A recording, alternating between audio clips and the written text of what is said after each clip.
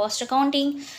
देखेंगे हम purchase cycle क्या होता है, साथ ही साथ इसमें क्या क्या स्टेप्स होते हैं जिनको फॉलो किया जाता है। और इससे पहले हमने बात की थी कि परचेजिंग क्या है, देन सेंट्रलाइज्ड और डिसेंट्रलाइज्ड परचेजिंग क्या होती है और उनके एडवांटेजेस एंड डिसएडवांटेजेस क्या होते हैं। अब हम देखेंगे initiating the purchase, means purchase cycle में जो फर्स्ट स्टेप होता है वो होता है इनिशिएटिंग द परचेज, की परचेज की स्टार्टिंग कैसे होती है, कौन से ऐसे लोग हैं जो इसके लिए रिस्पॉन्सिबल होते हैं और एक इंपॉर्टेंट रोल प्ले करते हैं। ठीक है, सो इनिशिएटिंग द परचेज में हम अगर फॉलोइंग पर्सनस की बात करें तो उसमें आपके आ जाते हैं the storekeeper, and second one the production planner, and third one is the department head. ठीक है, अब स्टोर कीपर का काम क्या होता है बच्चा, जो भी स्टॉक्स या मटेरियल है उसको स्टोर करके रखने का काम होता है, उसकी देखभाल करना स्टोर कीपर का काम होता है। ये नहीं होगा तो अगर आप स्टॉक को परचेज कर लाएंगे तो उसका ध्यान रखेगा कौन, है ना, स्टोर कहाँ करेंगे। ओके, सेकेंड है the production planner. Production planner जो भी एक रिक्वायर्ड मटेरियल को यूज़ करके प्रोडक्ट को बनाने का काम कर रहे हैं। ठीक है, जो भी मटेरियल है उसको यूज़ करके प्रोडक्ट को जब बनाने काम करते हैं वो होते हैं प्रोडक्शन प्लानर। तो ये भी होने चाहिए, क्योंकि अगर वो प्रोडक्शन को प्लान नहीं करेंगे तो पता कैसे चलेगा कि किस मटेरियल की रिक्वायरमेंट है। थर्ड है आपका द डिपार्टमेंट हेड। ये जो डिपार्टमेंट हेड है इनका क्या रोल होता है कि जो भी मटेरियल उस स्टॉक लिस्ट में नहीं मेंशन है उनको मंगाने का काम डिपार्टमेंट हेड का होता है, क्योंकि ये बहुत अच्छे से समझते हैं कि किस मटेरियल की रिक्वायरमेंट ज़्यादा है। तो जो भी मटेरियल वहाँ पे रिक्वायर होगा उसको एक्वायर करना इनका काम होता है। ठीक है, एंड सेकेंड स्टेप्स की बात करें तो वो है परचेस रिक्विजिशन। अब परचेस रिक्विजिशन क्या होता है, तो परचेस रिक्विजिशन एक तरह का परचेस रिक्वेस्ट होता है बच्चा, जो कि परचेस डिपार्टमेंट के द्वारा बनाया जाता है। ठीक है, और उसकी अगर हम बात करें तो इसकी 3 कॉपियाँ प्रिपेयर की जाती हैं। The purchase requisition is prepared in triplicate, the original copy is send to the purchase department.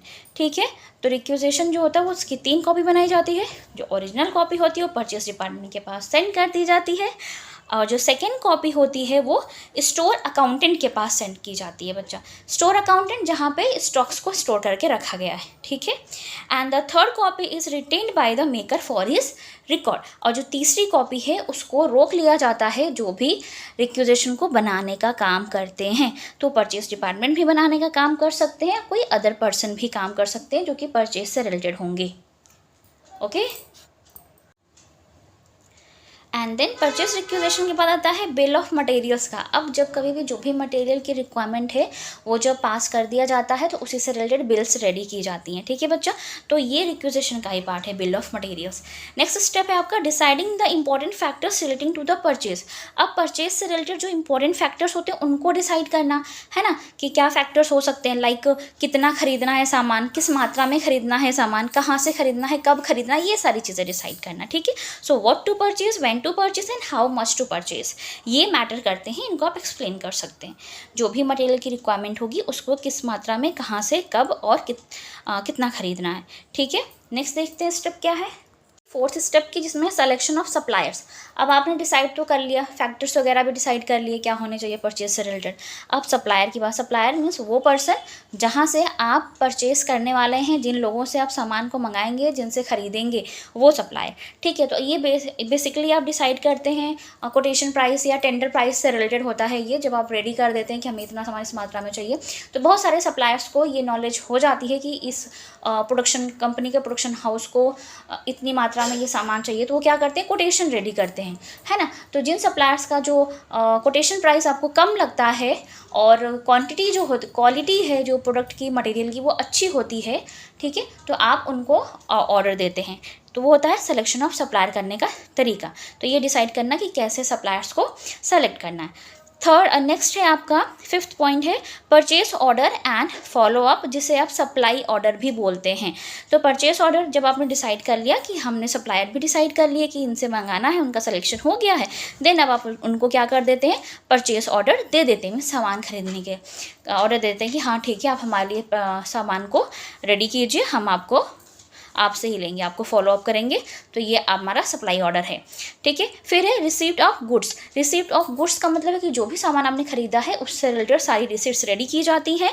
Then inspection of goods received या फिर रिसीव्ड गुड्स।